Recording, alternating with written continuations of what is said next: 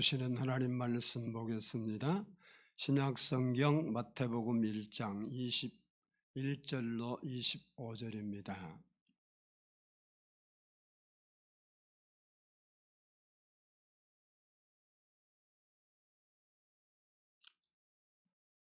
신약성경 1페이지입니다.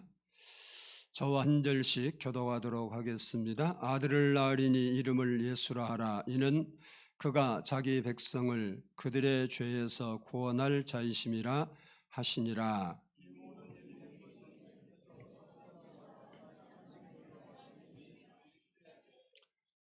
보라, 처녀가 잉태하여 아들을 낳을 것이요 그의 이름은 임마누엘이라 하리라 하셨으니 이를 번역한즉 하나님이 우리와 함께 계시다 함이라.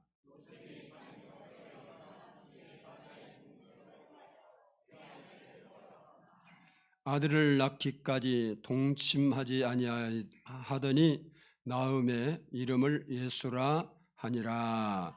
아멘. 성탄 축하 예배로 예배하게 해 주심을 감사하고 또 저희가 하나님 말씀을 이 시간 듣기를 원합니다. 말씀을 통해서 이 땅에 오신 예수님을 우리가 깊이 묵상하고 그 주님의 은혜를 깨달으며 그 은혜 안에 거하는 저희가 되도록 축복하여 주옵소서. 주님이 이 땅에 오심이 모든 인류에게 기쁨의 소식이 되었던 것처럼 오늘 이 자리에 예배하는 모든 우리에게 하나님의 말씀이 그리고 우리 드리는 예배가 기쁨이 되고 즐거움이 되고 소망이 되게 하옵소서. 감사드리오며 예수님의 이름으로 기도드리옵나이다. 아멘. 할렐루야. 우리 옆 사람과 한번 인사합니다. 사랑합니다. 다시 축복합니다. 하성아, 옆에도 좀 한번 해줘. 인형이랑 그렇게 이방인처럼 그러냐? 다시 감사하면서 합시다. 고마워. 성탄절을 맞이해서 성탄의 기쁨과 축복이 여러분 가정과 삶에 넘치기를 축복합니다. 과거 한번 따라서 합시다. 임마누엘 예수. 무슨 예수? 예수님의 이름의 별칭 중에 하나가 임마누엘입니다. 과거 우리나라 가족문화는 대가족 제도였습니다. 보통 2, 3세대가 함께 집에 모여 살았습니다. 한 집에 많은 사람이 모여 살다 보니까 뭐 쓸쓸하다, 외롭다 이런 생각을 별로 못했던 것 같습니다. 그러나 지금은 핵가족 시대가 됐습니다. 한 집에 함께 사는 식구가 적고 그리고 한 집에 몇 사람이 살아도 다 따로따로 살아요. 자기들 방이 있어서 자기 방에 들어가면 나올 줄 모릅니다. TV도 각 방마다 다 있어서 자기 보고 싶은 거 보고, 그래서 가족끼리 대화를 하고 몸을 부딪히고 이런 부분들이 적어요. 더군다나 요 근래는 1인 가구가 점점 늘어나고 있다는 사실입니다. 그래서 현대인의 특징 중에 하나가 외롭고 쓸쓸하고 고독하다라는 겁니다. 문제는 혼자서 임종을 맞이하는 고독사가 점점 늘어나고 있다는 사실입니다. 작년 우리나라 고독사 한 사람이 3,661명이었습니다. 혼자서 쓸쓸하게 노년을 보내다가 혼자서 임종을 맞이하는 그런 분들은 아마도 자신의 생애를 돌아보면서 통한의 눈물을 흘릴 것입니다. 그런데 중요한 것은 눈에 보이는 이 모든 것으로 외로움이나 고독을 판단할 수는 없다는 것입니다.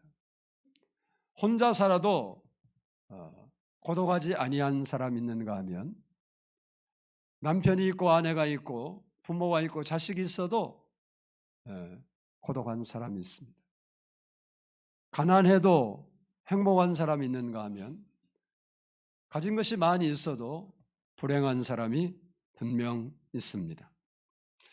내 주변에 사람들이 많아도 그 사람들이 내게 좋은 영향을 끼치지 못하고 아픔과 상처와 슬픔을 준다고 한다면 나는 고독하고 불행할 수밖에 없습니다.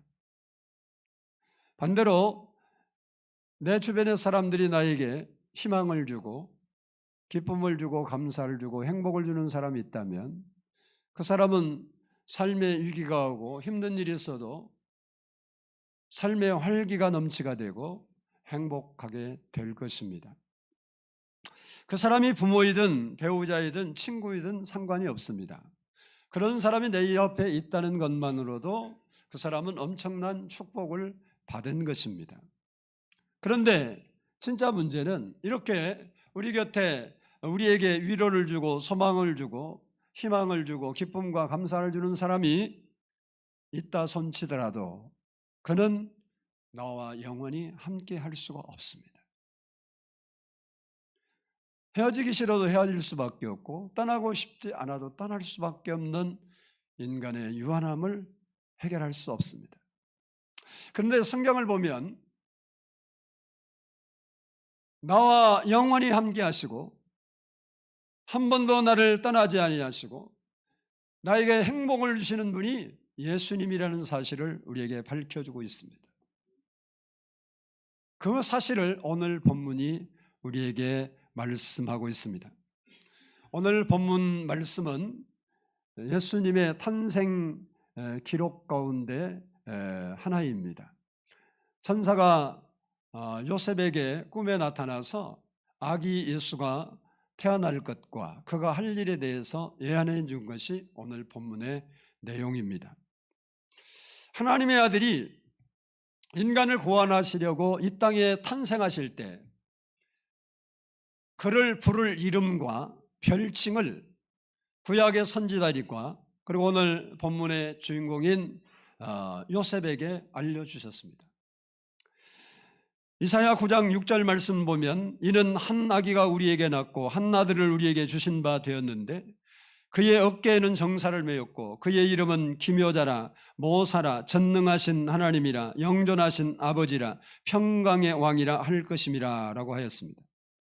이 땅에 오실 하나님의 아들의 이름, 그 이름이 기묘자라 모사 전능하신 하나님 그리고 평강의 왕 영존하신 아버지다 이렇게 불릴 것이라고 말씀하고 있습니다.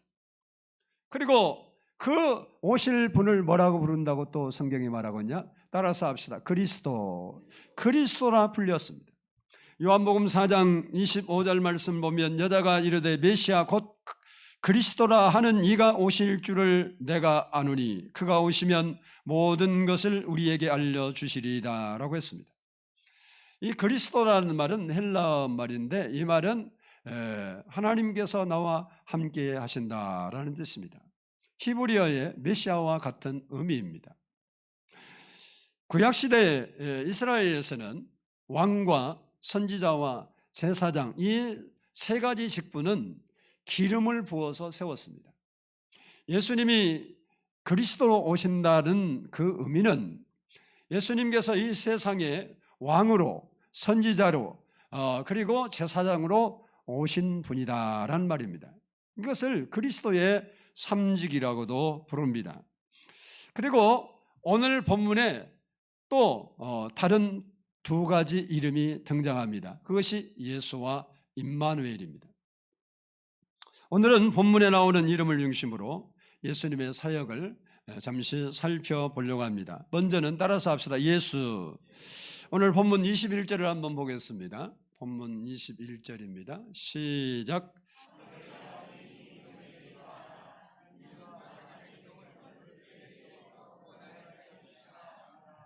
아멘. 예수라는 이름의 뜻은 여호와는 구원이시다라는 의미입니다. 그리고 그 예수는 자기 백성을 저희의 죄에서 구원하게 오셨다라는 것입니다.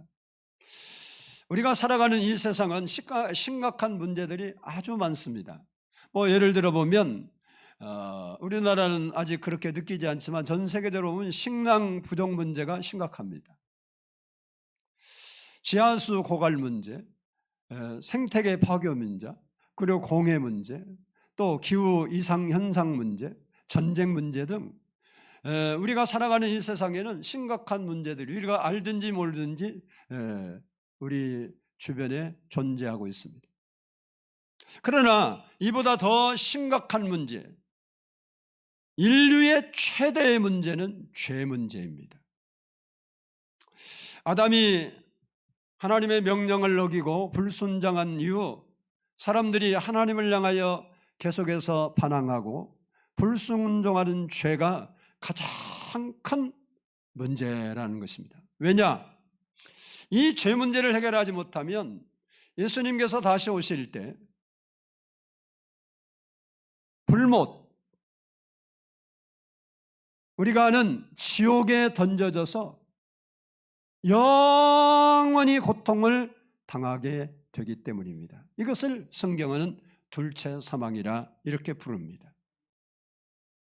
그러므로 인간은 기후 문제든 식량 문제든 지하수 문제든 공해 문제든 해결할 것이 너무 많지만 그보다 더 중요한 것은 죄 문제를 해결받아야 합니다.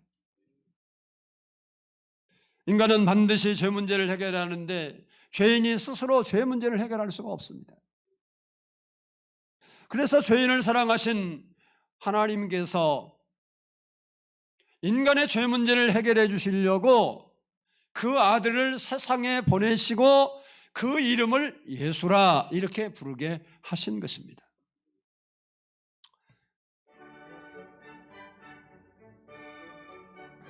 할렐루야. 지금 할렐루야 나오잖아요. 예수님 오심을 탄생하라는 거예요. 어떤 사람이 깊은 산길을 걸어가다가 깊은 웅덩이에 쑥 빠져버렸어요. 그래 이제 깊은 산속에 사람이 지나갈 리가 별로 없지만 그래도 살라니까 어떻게 해요? 그 구덩이 속에서 사람 살려! 사람 살려! 목매이게 외치는데 아이고 한 사람이 어떻게 그 소리를 들었는지 그 앞으로 지나가다가 그 구덩이를 이렇게 내려다보면 그 사람을 보더니 하는 말이 안 됐소이다. 전생에 엿보이니 체념하시오. 그리고 그냥 가버리는 거예요. 그리고 또 계속해서 소리를 지른 겁니다. 사람 살리라고. 한참 있더니 어떤 사람이 다시 가는 거예요.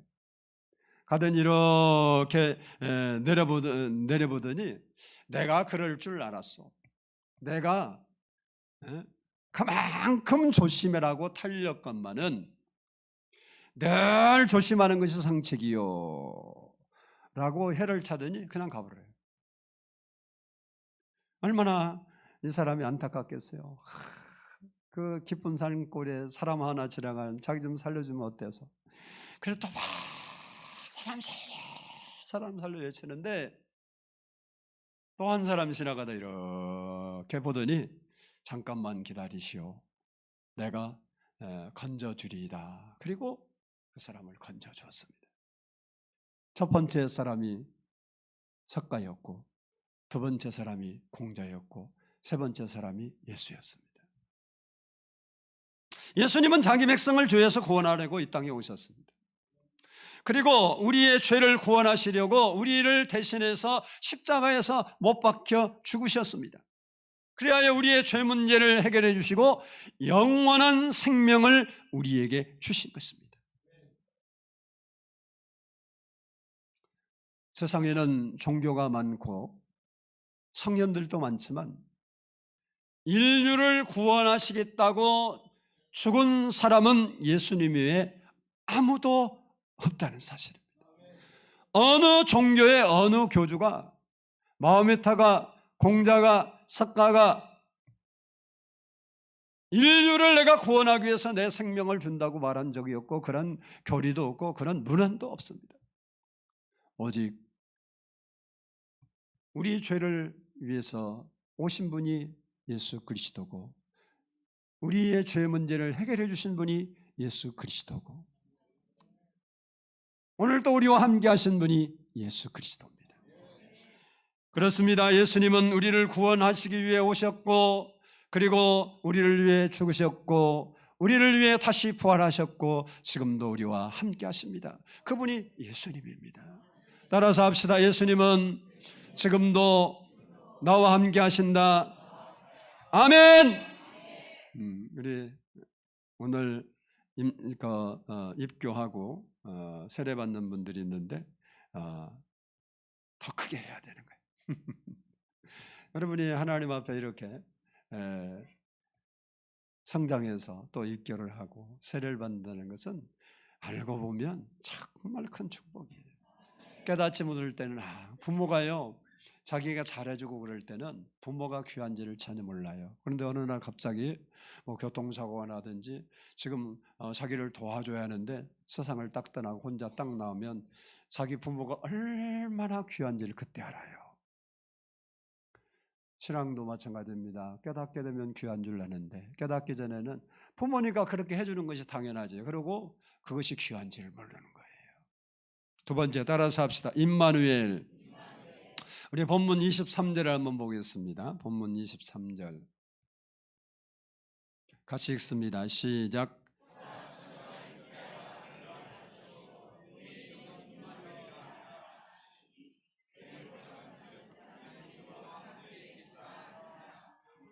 아멘.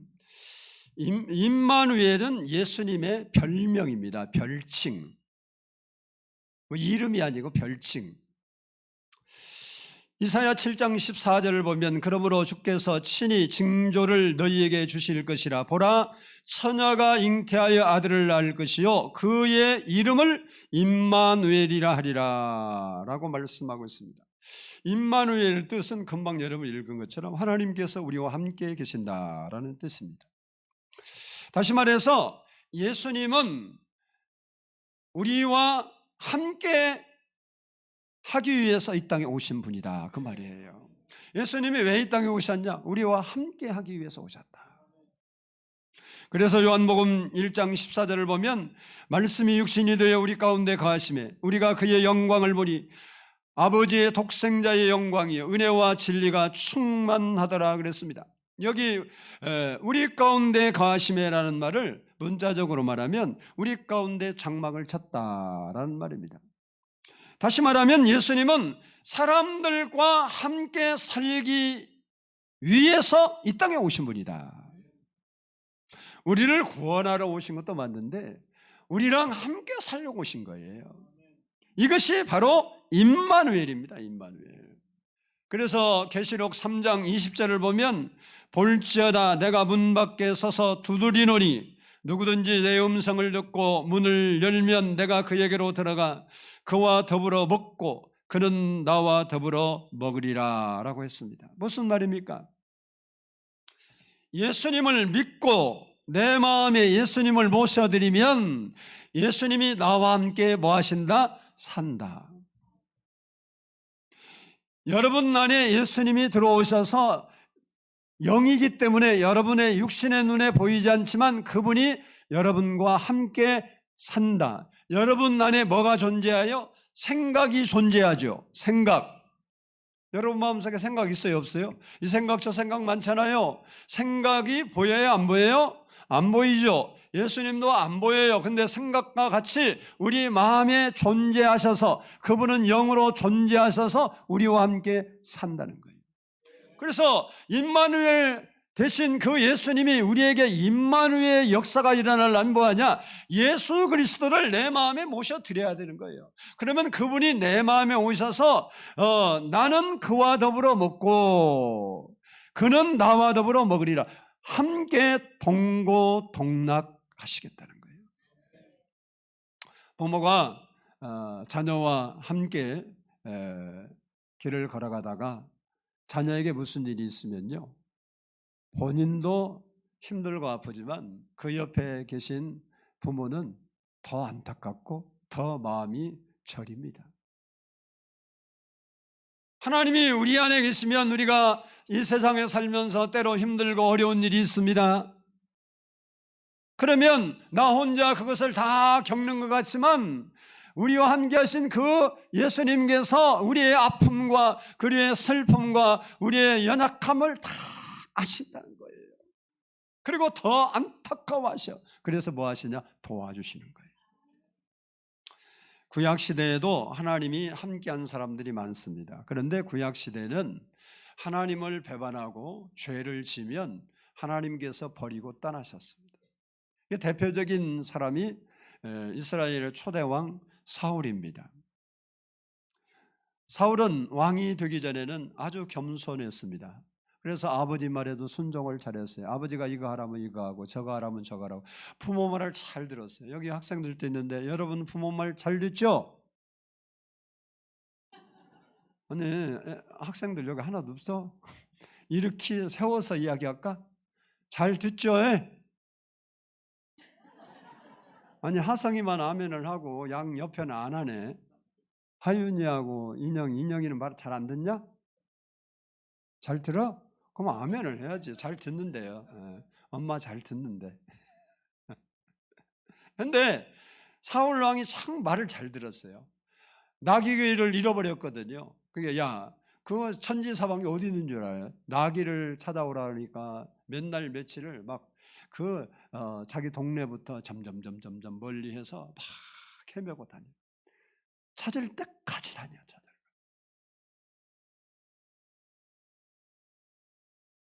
아주 겸손하고 아버지 말씀도 잘 듣고 하나님 말씀도 잘 듣는 사람이었습니다. 근데 왕이 되고 높은 자리에 딱 오르니까 생각이 바뀌었어요.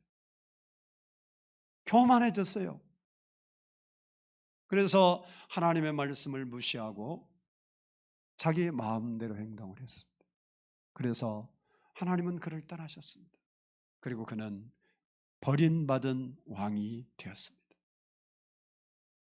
사무엘상 16장 14절을 보면 여호와의 영이 사울에게서 떠나고 여호와께서 부리시는 악령이 그를 번뇌하게 한지라라고 했습니다. 그런데 임마누엘로 이 땅에 오신 예수님이 이 땅에 오신 이후로는 우리를 세상 끝날까지 떠나지 아니하시고 임마누엘로 함께 하시면서 우리를 지키시고 보호하시고 인도하신다고 약속하셨다는 겁니다. 구약과 신약의 차이가 뭐냐? 구약에서는 범죄하면 버리고 떠났습니다. 신약에서는 아무리 잘못을 하고 죄를 져도 떠나지 않고 함께 하시고 도와주신다는 겁니다. 마태복음 28장 20절 말씀 보면 볼지어다 내가 세상 끝날까지 너희와 항상 함께 있으리라 라고 했습니다. 그렇습니다. 우리가 예수님을 한번 마음속에 모셔드리면 어떤 상황에도 예수님은 우리를 떠나지 아니하십니다. 그리고 임마누엘로 함께 하시면서 우리를 도와주십니다. 다시 말하면 그리스도인이 혹 죄를 짓고 하나님을 떠나도 하나님은 절대 여러분을 떠날 생각이 없습니다. 그리고 하나님은 여러분을 도와주십니다. 할렐루야! 그것까지는 좋죠. 그게 어떻게 도와주냐가 문제예요. 이걸 여러분이 잘 들어야 돼요.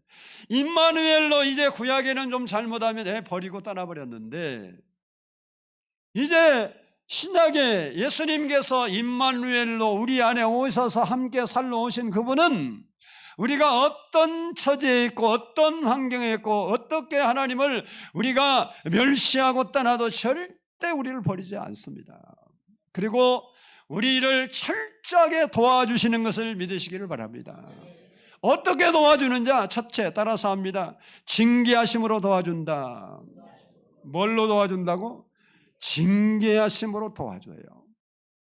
히브리서 12장 6절 8절 보면 주께서 그 사랑하는 자를 징계하시고 그가 받아들이시는 아들마다 채찍질 하심이라 하였으니 징계는 다 받는 것이거늘 너희에게 없으면 사생자요 친아들이 아니니라. 세상 사람들은 죄짓고 타락해도 하나님께서 채찍질하지 할 필요가 없어요. 왜? 사상자하고 친아들이 아니기 때문에.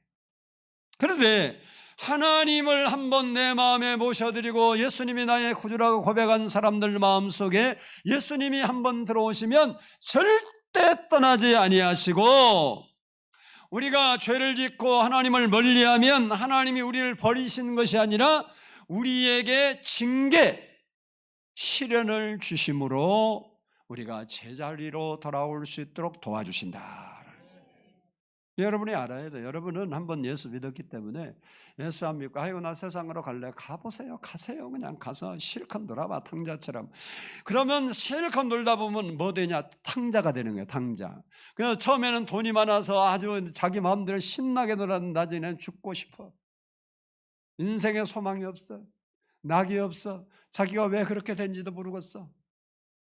그래서 야, 내가 그래도 갈 데가 아버지 집밖에 없구나. 그리고 돌아와. 돌아와 돌아와 집을 나간 자여. 하나님께서 집을 나간 그 사람 놔두지 않아요. 그냥 처음에 살도록 놔두는데 하나님은 결국 따라다니면서 사사건건마다 하나님이 시비를 걸어요. 사사건건마다 안 되게 해요. 사건으로 안 되면 몸에 질병을 줘서라도 그가 하나님을 찾도록 도와주시는 거예요. 할렐루야. 하나님은 우리를 버리신다 안 버리신다? 안 버리신다. 그런데 여러분이 하나님을 멀리하고 죄를 짓고 내 마음대로 살면 하나님은 여러분에게 어떻게 도와주신다? 징계로 도와주십니다. 확실한 겁니다. 징계로 도와주십니다. 여러분의 삶에 하나님을 다시 찾을 수밖에 없는 환경으로 하나님이 계속 밀고 가는 거예요. 그러므로 그 도움을 받기를 싫은 사람은 정신을 차려야 되는 거예요. 아멘. 아멘을 안 하는데 이따가 여러분이 몇 년 후에 몇십 년 후에 내 말이 그래 목사님 말이 맞았네 이 생각이 딱 드는 사람은요, 피비린내 나는 인생을 산 거예요. 볼 거 없어요. 성경은 진리예요, 진리. 이거 내가 뭐 받은 것도 아니고 성경에 있는 내용을 알려주는 거예요. 아멘이요. 하나님 우리를 떠난다 안 떠난다? 따라서 합시다. 하나님은 나를 절대 안 떠나신다. 아멘. 내가 속색이면, 따라서요, 내가 속색이면 내 인생이 깜깜해진다. 그것도 아멘해. 맞아. 꼭 뭐 경험을 해야 돼. 경험한 사람 이름 대볼까? 막 세상에 흔하게 많아. 그게 대표적인 게 여러분 이름 들으면 안 되잖아. 시험 드니까. 탕자 얘기가 탕자.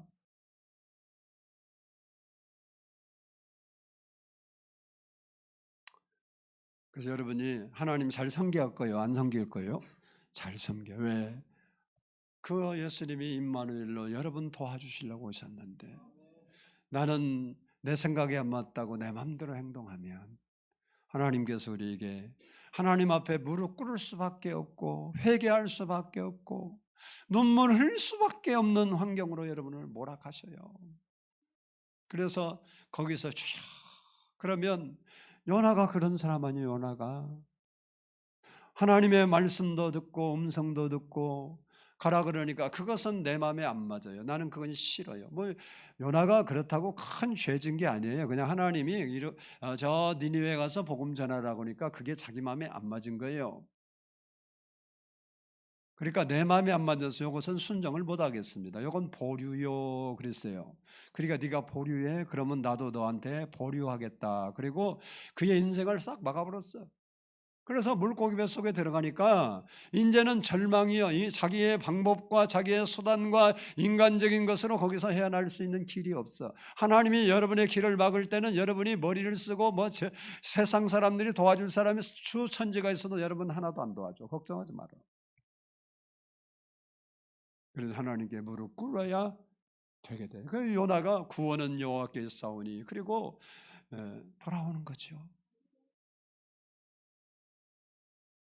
하나님이 우리를 어떻게 도와주시냐? 징계로, 시련을 갖다 하죠. 그래서 자기 스스로가 자기가 잘못인 것을 알고 회개하고 제자리로 돌아오게 하신다는 겁니다.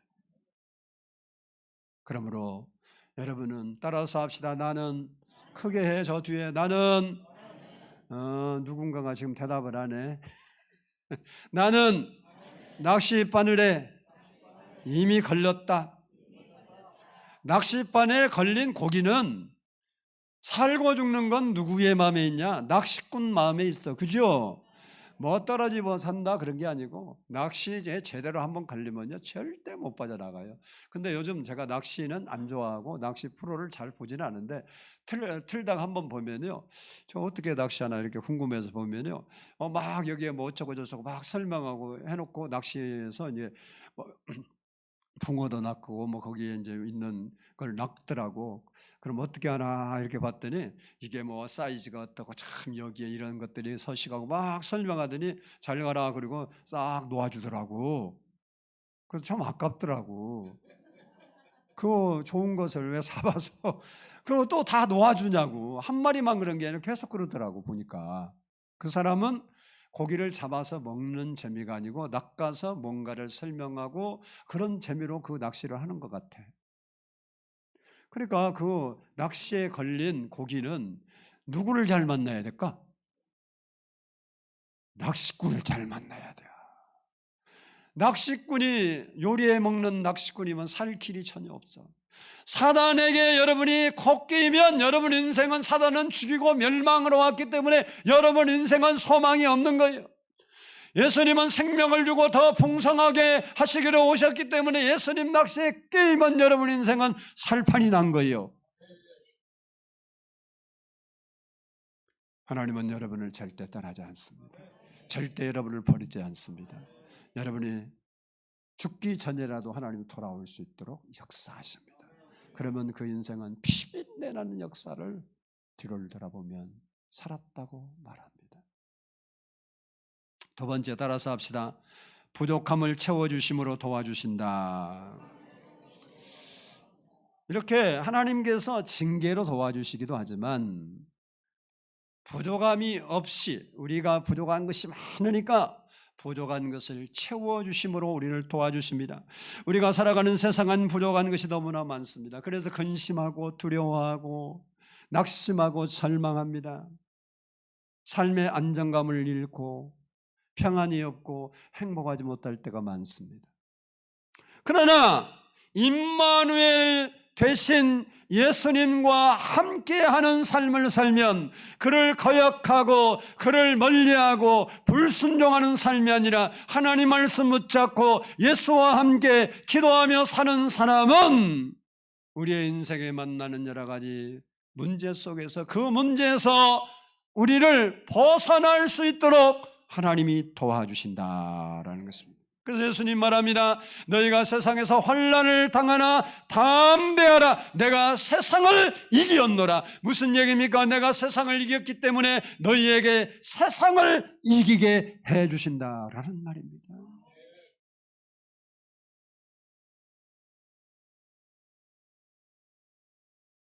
요한복음 14장 1절 말씀을 보면 너희는 마음에 근심하지 말라. 하나님을 믿으니 또 나를 믿으라. 그리고 이사야 41장 13절에서 이렇게 말합니다. 나 여호와 너희의 하나님이 내 오른손을 붙들고 내게 이르기를 따라서 합니다. 두려워하지 말라. 내가 너를 도우리라. 너희가 세상에서 여러 가지 문제를 당하고 힘든 일을 했냐? 두려워 말라. 내 앞에 나와서 엎드려 기도하라.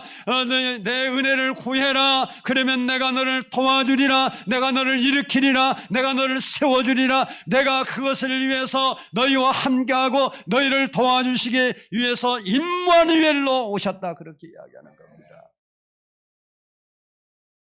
그렇습니다. 임마누엘이신 주님은 지금까지도 우리와 함께 하시면서 우리를 지키시고 이끄시고 보호해 주셨습니다. 영원히 함께 하실 것입니다. 그분은 절대 우리를 버리지 않습니다. 그를 떠나지 않습니다. 우리가 그를 멀리하면 하나님은 징계하심으로 여러분을 도우실 것이고, 여러분이 그분을 가까이 하면 하나님이 부족함을 채우심으로 여러분에게 함께 하실 것입니다. 선택은 하나님께 있지 않습니다. 선택은 여러분에게 있습니다. 내 앞에 생명과 멸망, 축복과 저주를 놓았노니 내가 손을 내밀어 선택하라. 나는 너희가 살기 위하여 생명과 축복을 선택하기를 원한다라고 말씀하고 있습니다. 그러나 나는 그런 마음을 가지고 있지만 그 선택은 너에게 맡기겠다라고 말합니다. 오늘 성탄에 임마누엘 예수님, 우리와 함께 하시기 위해서 그 예수님, 그 예수님은 우리의 영원한 생명을 구원하시고 우리가 하늘나라에 갈 수 있도록 도와주신 분입니다. 원수된 하나님과 우리 사이를 화목케 해서 하나님의 은혜를 받을 수 있도록 도와주신 분입니다. 그리고 이 땅에서도 여러 가지 환난을 당할 때 내 영혼 어찌하여 속에서 낭망하고 불안해하느냐, 내 얼굴을 도우시는 여호와 하나님을 바라라고 성경은 말합니다.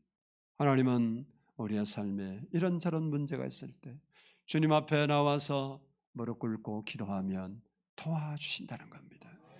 지혜가 없는 자에게 지혜를 주시고, 능력이 없는 자에게 능력을 주시고, 건강이 없는 자에게 건강을 주시고, 부요가 없는 자에게 부요를 주시는 분이 하나님이십니다. 사랑하는 여러분, 오늘 성탄절 늘 1년에 한 번씩 지키는 성탄절이 되지 말고 임마누엘로 되신 그 예수님 여러분에 모시고 그 예수님이 나와 함께 하심을 믿고, 그분이 여러분을 징계로 도우시는 것이 아니라 부족함을 채우시는 하나님으로 여러분에게 나타나 여러분과 함께하는 삶이 될 수 있기를 예수님의 이름으로 축복합니다. 기도하겠습니다. 사랑의 아버지 하나님,